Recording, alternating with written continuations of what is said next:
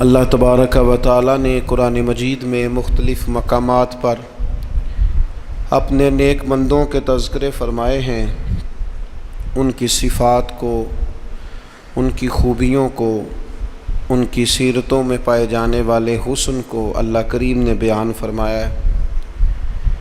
اور پھر اللہ کی طرف سے ان لوگوں کو جو انعامات ملتے ہیں، جو اللہ تعالیٰ کی ان پر خصوصی عنایات ہوتی ہیں، اس کو بھی مالک کریم نے بیان فرمایا ہے۔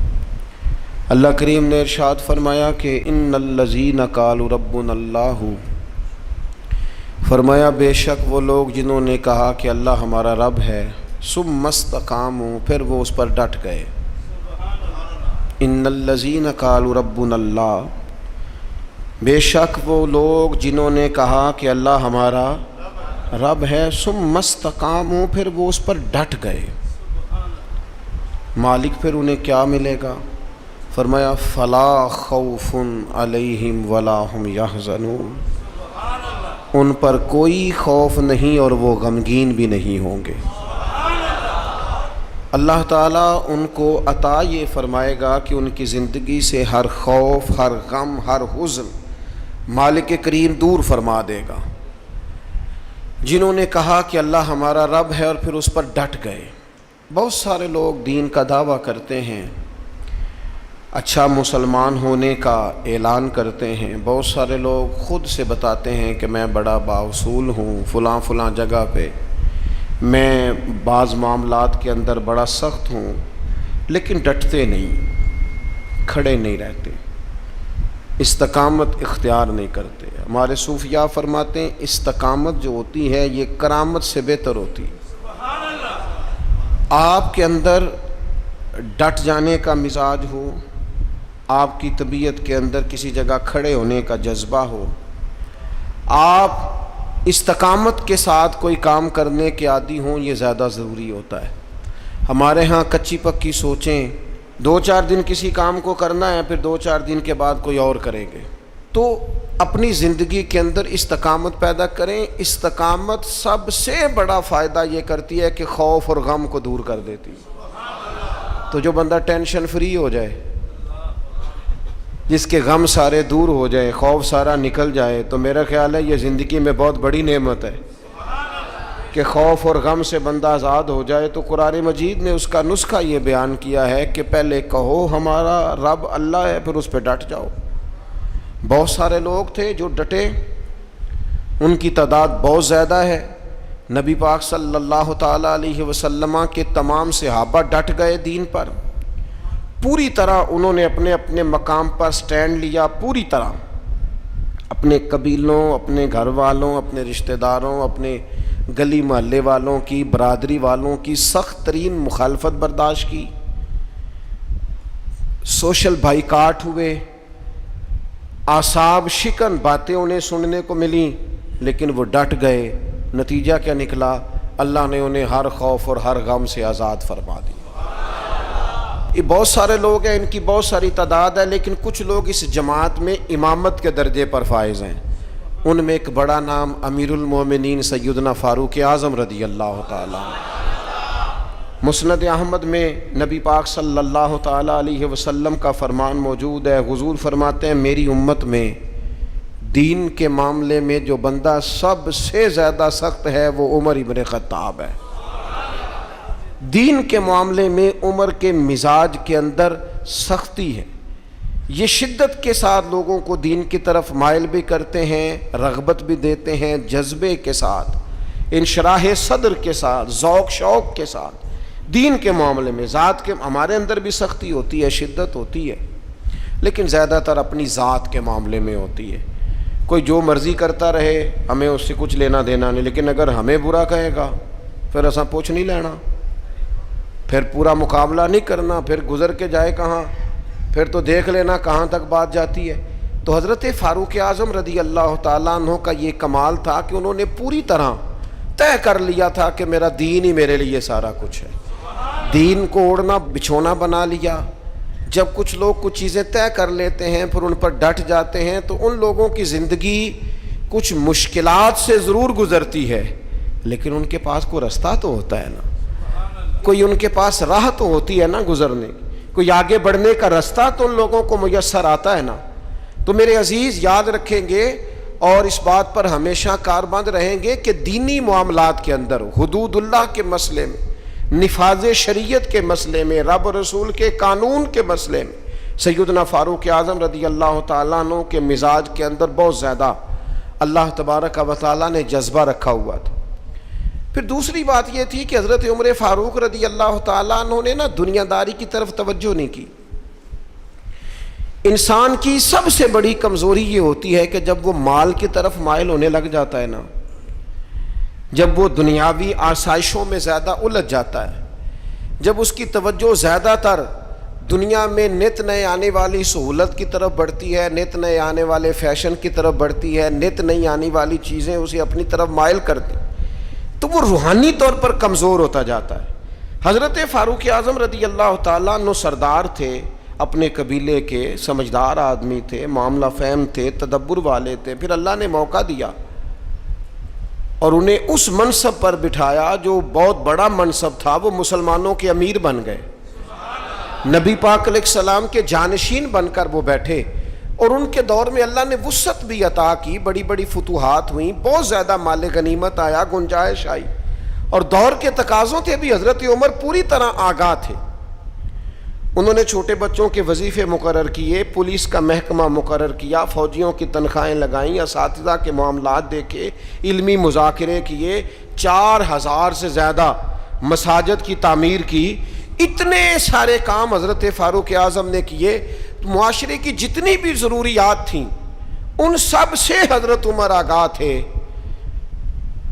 لیکن ان کی کیفیت یہ تھی کہ صحابہ کرام فرماتے ہیں جب بھی ہم نے انہیں خطبہ دیتے دیکھا ان کے کرتے پر 3 پیبند لگے ہوتے تھے، یعنی انہیں پتہ سارا تھا، شعور سارا تھا، کپڑے خریدنے کا سلیقہ، کپڑے خریدنے کی طاقت، پہننے کا ڈھب، دور کے تقاضوں سے پوری آگاہی تھی، لیکن انہوں نے وہ سادگی کو، اور وہ جو سادگی میں خوبصورتی ہوتی ہے اس کے حسن کو کسی مقام پر ضائع نہیں کیا۔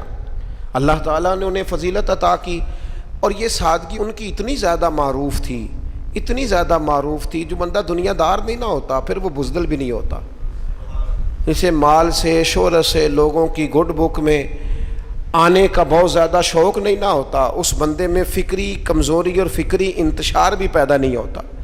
حضرت سعد بن ابی وقاص رضی اللہ تعالیٰ عنہ فرمایا کرتے تھے کہ عمر فاروق نے کوئی زیادہ تقدیم نہیں کی ہم سے اسلام لانے میں، بہت سارے لوگ مقدم تھے، بہت سارے لوگ ان سے پہلے اسلام لائے، لیکن آپ فرماتے ہیں وہ آگے لوگوں سے کیوں نکل گئے، بہت سارے لوگوں سے زیادہ درجہ کیوں پا گئے؟ اس لیے پا گئے کہ انہوں نے دنیا داری کی طرف توجہ نہیں فرمائی، زیادہ مال کی طرف، دولت کی طرف۔ ہم دیکھتے ہیں کسی نہ کسی مقام پر آ کر لوگوں کی توجہ دولت اپنی طرف کر لیتی ہے، شہرت اپنی طرف کر لیتی ہے۔ نتیجہ کیا نکلتا ہے؟ نتیجہ یہ نکلتا ہے کہ انسان اگر مقاصد کے لیے نکلا ہوا ہوتا ہے نا، اگر انسان کوئی بڑے کام کرنے کے لیے نکلا ہوتا ہے تو پھر اس کو نا تھوڑی سی دولت میں وہ چونکہ بند ہو جاتا ہے تو مقاصد حسنہ اس کے ضائع ہو جاتے ہیں۔ تو حضرت عمر فاروق کا پھر ایک اور بات میں نے دیکھی ہے، پروٹوکول لینا، شان بتانا، اور اپنے لیے مفت کا اعزاز مانگنا، یہ بہت سارے لوگوں کا وتیرہ بن گیا ہے۔ کسی نہ کسی سفارش کے روپ میں، کسی نہ کسی نام کے روپ میں، کسی نہ کسی تعارف کے رنگ میں کہتے ہیں مجھے ذرا تھوڑا سا نا لوگوں سے ہٹ کے پروٹوکول چاہیے، میں کوئی خاص پرسنالٹی ہوں۔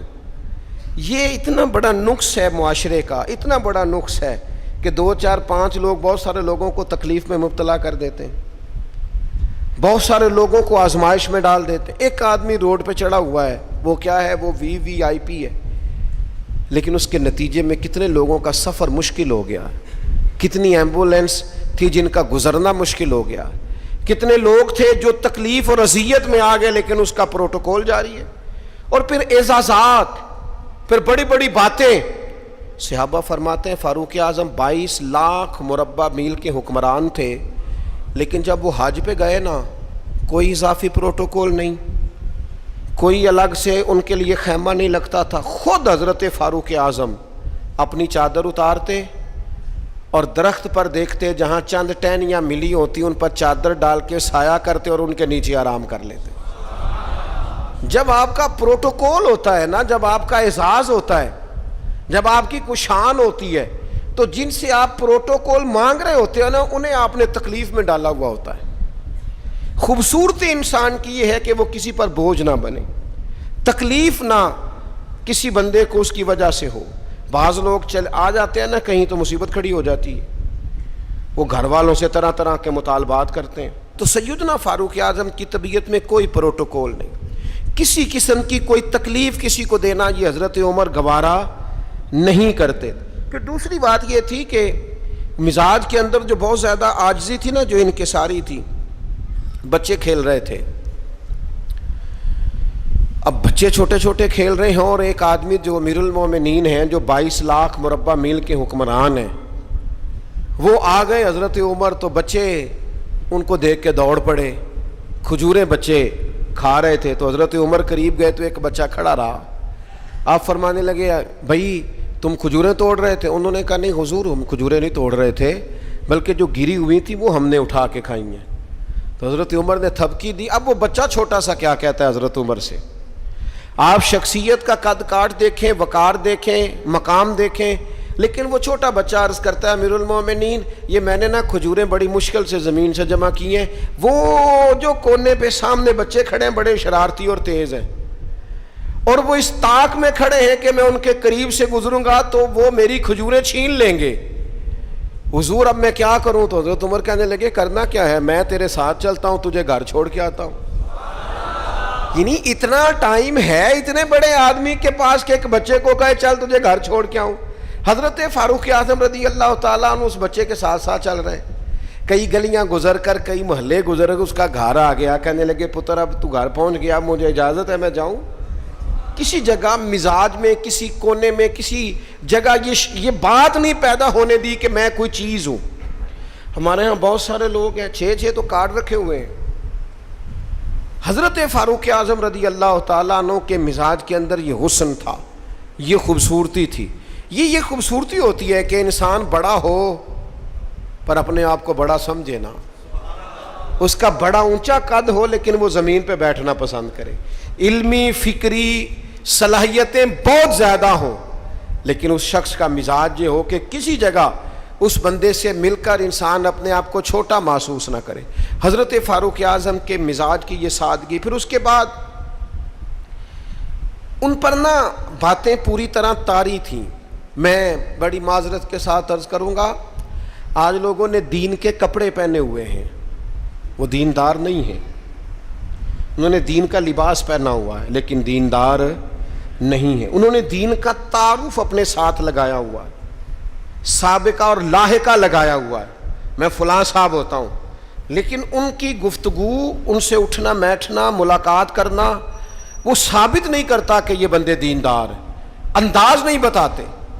دیندار کے لہجوں سے بھی دین چھلکتا ہے، اس کے اخلاق سے، گفتگو سے دین کی خوشبو آتی، لیکن انسان کہے کہ چونکہ میری پگڑی بڑی ہے لیکن ہے صرف پگڑی تو مجھے دیندار مانو، میری وضاقتہ صرف دینداروں جیسی ہے، تو یہ نہیں ہوتا۔ میں رات ایک جگہ پہ کہہ رہا تھا کہ رسول پاک صلی اللہ تعالیٰ علیہ وسلم کا جو اخلاقی کمال ہے نا، حضور علیہ الصلوۃ والسلام نے جو اخلاقی قدروں کو عروج دیا ہے، وہ قدریں ہمارے اندر پیدا ہوں گی تو پھر پتہ چلے گا ہم کتنے دیندار ہیں۔ ہمارا صبر، ہمارا حوصلہ، ہمارا درگزر، ہمارا معاف کرنا، ہمارا خیر خواہی کرنا، ہمارا دوسروں سے محبت کرنا، ہمارا عزت نفس والا ہونا، کبھی کسی کے سامنے ہاتھ نہ پھیلانا، یہ بتائے گا ہم کتنے دیندار ہیں۔ ہمارے کردار کی عظمت بتائے گی ہم کتنے دیندار ہیں۔ لیکن اگر ہمارے مزاجوں میں یہ چیزیں موجود نہیں تو پھر ہم جبراً تو کسی کو منوا لیں گے لیکن وہ جو اعلیٰ اخلاقی اقدار ہیں وہ نہیں ہوں گے۔ حضرت عمر کا یہ کمال ہے کہ ان پر پوری طرح دین نافذ تھا، طبیعت اور مزاج پر نافذ تھا۔ تو انسان اپنے بچوں کو ہمیشہ وہ چیز دیتا ہے جو اسے سب سے زیادہ اچھی لگتی ہے۔ ایک دن حضرت عمر نے چاہا کہ میں نہ کچھ خاص نصیحتیں کروں لوگوں کو، کچھ خاص پیغام دین کا دوں، تو آپ نے لوگوں کو مسجد میں جمع کیا تو کافی سارے لوگ جمع ہو گئے، شہری بھی دیہاتی بھی۔ حضرت فاروق اعظم رضی اللہ تعالیٰ عنہ نے کتاب و سنت کے پیغام کو بڑا چن کے، بڑا تلاش کر کے اور بڑی ذوق سے، بڑی وارفتگی کے ساتھ، بڑے خاص لہجے میں ان لوگوں تک پہنچایا۔ جناب عمر نے بڑے درد سے باتیں کی اور لوگوں نے سنی، گفتگو ختم ہو گئی، لوگ اپنے اپنے گھروں کو چلے گئے۔ حضرت فاروق اعظم رضی اللہ تعالیٰ عنہ گھر گئے، اپنے بچوں سے، اہل خانہ سے فرمانے لگے، جو گفتگو میں نے مسجد میں کی ہے تم نے بھی سنی ہے کہ نہیں؟ نے کہا جناب ہم نے بھی سنی ہے۔ آپ فرمانے لگے میں نے آخر میں ایک بات بھی کی تھی۔ کہا جی ہاں آپ نے آخر میں کہا تھا جس نے میری بات پر عمل نہ کیا میں سزا بھی دوں گا، کوڑا بھی اٹھے گا، حد بھی جاری ہوگی، اگر جو حدود اللہ میں نے بیان کی ہیں اگر کسی بندے نے ان کو کراس کیا تو سزا بھی۔ کہا جناب بالکل ہم نے سنا ہے، آپ نے فرمایا ہے کہ جو نہ مانے گا اسے سزا بھی ہوگی۔ تو عمر کہنے لگے اب تم ایک بات اضافی سن لو، وہ جن کو میں نے تقریر سنائی ہے نا اگر وہ نہیں مانیں گے تو سزا سنگل ہوگی، اور اگر عمر کے گھر والے نہیں مانیں گے تو پھر سزا ڈبل ہوگی۔ تمہارے لیے سزا ڈبل ہے، تمہاری ذمہ داریاں ڈبل ہیں۔ اگر کسی کا دینی تعارف ہے، اگر کوئی بڑے خاندان سے ہے، اگر کوئی اپنا تعارف کسی اونچے قبیلے سے رکھتا ہے، اگر کسی کی نسبت کسی بڑی شخصیت کے ساتھ، تو اس کی تو سزا ڈبل بتا رہے ہیں جناب عمر۔ وہ فرماتے ہیں بھی سزا ڈبل ہے، اگر تیرا عہدہ اونچا، میں پیر صاحب کا بڑا قریبی ہوں، تو تیرے اخلاق بتانے چاہیے تو کتنا قریبی ہے، تیرے اوپر اس کا اثر ہو پتہ چل جائے گا تو کتنا قریبی ہے۔ نیرا نیڑے بیٹھنے سے تو کوئی قریبی نہیں ہوتا، نیرا 20 تصویریں ساتھ آنے سے تو کوئی قریبی نہیں ہوتا۔ تعلیم کا، تربیت کا، اخلاق کا، کردار کا حضرت عمر نے فرمایا ڈبل سزا دوں گا۔ آج ہماری ساری نصیحتیں غیروں کے لیے، ہمارے سارے پیغامات اوروں کے لیے، اور جب ہمارے اپنے گھر کی باری آتی ہے، جب اپنے گھر میں نفاذ دین کی باری آتی ہے تو بہت سارے لوگ جو ہیں وہ کمزور نظر آتے ہیں، بہت سارے لوگ جو ہیں وہ کچے نظر آتے ہیں۔ تو حضرت عمر چونکہ حدود اللہ کے معاملے میں سخت تھے۔ پھر ایک اور بات بھی تھی، حضور علیہ الصلوۃ والسلام نے فرمایا عمر تمام لوگوں سے دین کے معاملے میں زیادہ سخت ہے، لیکن وہ سختی جو تھی نا وہ غیر شعوری سختی نہیں تھی، ایسا نہیں تھا کہ کبھی حدود کراس ہو جائیں۔ ہمارے ہاں بعض لوگ دین کا دعویٰ کرتے ہیں تو ان کے مزاجوں میں اتنی شدت آ جاتی ہے، اتنی شدت آ جاتی ہے کہ وہ کہتے ہیں نہیں جی نہیں میرے سے نہیں بات برداشت ہوتی۔ بھئی آپ جرم کے مطابق ہی سزا دیں گے نا، جرم سے زیادہ تو نہیں نا دیں گے۔ آپ کسی شخص کے لیے کسی سزا کا اعلان کریں گے تو اس کی غلطی کے مطابق ہی کریں گے نا، غلطی سے 4 قدم آگے ہو کے تو آپ سزا کا اعلان نہیں کریں گے۔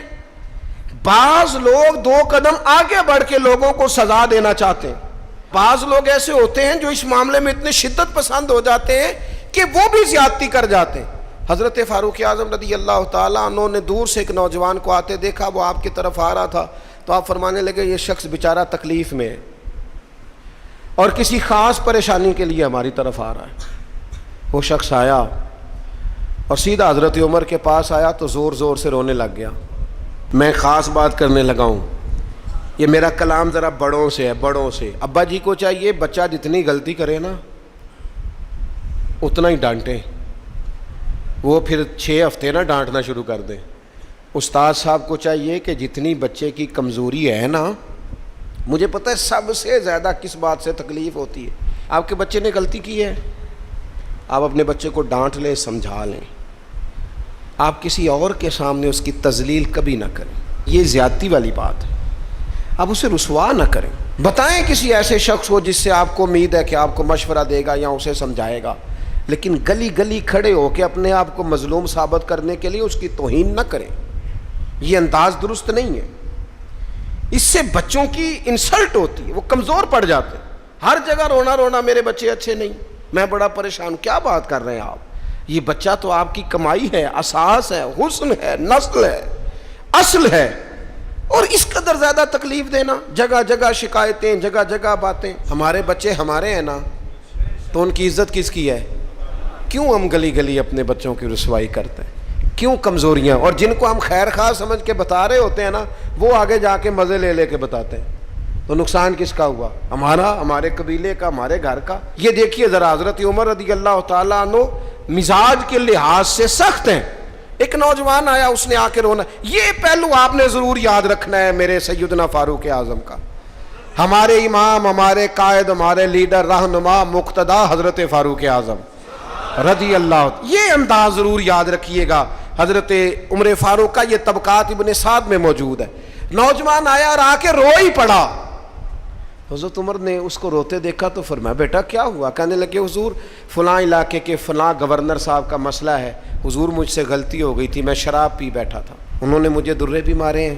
پھر انہوں نے لوگوں سے کہا اس کے ساتھ میل ملاپ چھوڑ دو, کوئی اس سے بات نہ کرے. حضور مجھ سے غلطی ہو گئی, میں مانتا ہوں, پر اتنی اذیت, اتنی تکلیف, جب مجھے سزا مل گئی, کوڑے لگ گئے, تو پھر یہ الگ سے جو سزائیں مجھے دی گئیں, یہ میں حضرت عمر کی بات کر رہا ہوں. میں نے جب یہ پڑھا تھا تو میں رو پڑا تھا. حضرت فاروق اعظم نے اس نوجوان کی بات سنی. سنو میں کیا کہہ رہا ہوں, اس گناہگار کی بات سنی, اس گناہگار کی بات سنی تو حضرت عمر رو پڑے اور فرمایا بلاؤ نا ان گورنر صاحب کو. وہ بھی بڑے سمجھدار, باوقار, بڑے آدمی تھے. بلایا اور بلا کے فرمایا آپ کا اس جرم پر غصہ بالکل ٹھیک, لیکن آپ کو کس نے اجازت دی کہ آپ اسے اتنی تکلیف دیں؟ آپ نے کوڑے مار لیے جو سزا بنتی تھی, اور پھر آپ نے کیوں کر کے لوگوں سے کہا اس سے ملنا جلنا چھوڑ دیں؟